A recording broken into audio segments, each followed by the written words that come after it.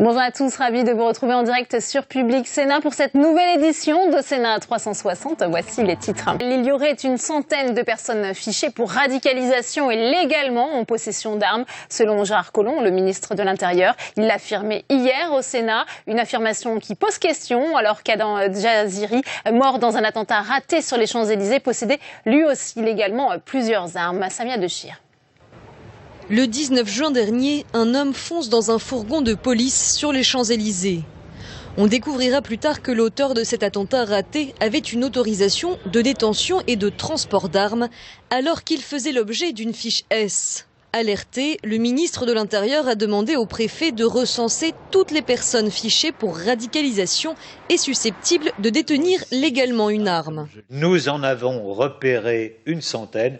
Et donc les préfets sont en train d'agir pour faire en sorte que l'on revienne à un état normal.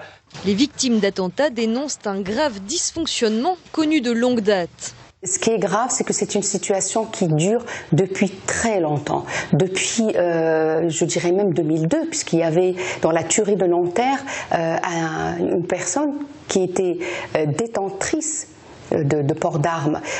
Et depuis, on n'a pas revu cette politique. En France, les autorisations de port d'armes sont délivrées par les préfectures. Leurs agents vérifient par exemple le casier judiciaire des demandeurs, mais ils n'ont pas directement accès au fichier S. Il faut en faire la demande au service de police. La vérification n'est donc pas systématique.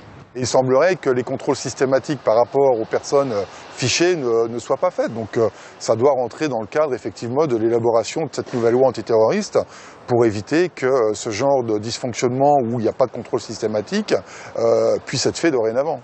Le projet de loi renforçant la lutte antiterroriste ne mentionne pas pour l'instant la question du port d'armes. Il sera examiné au Sénat le 18 juillet.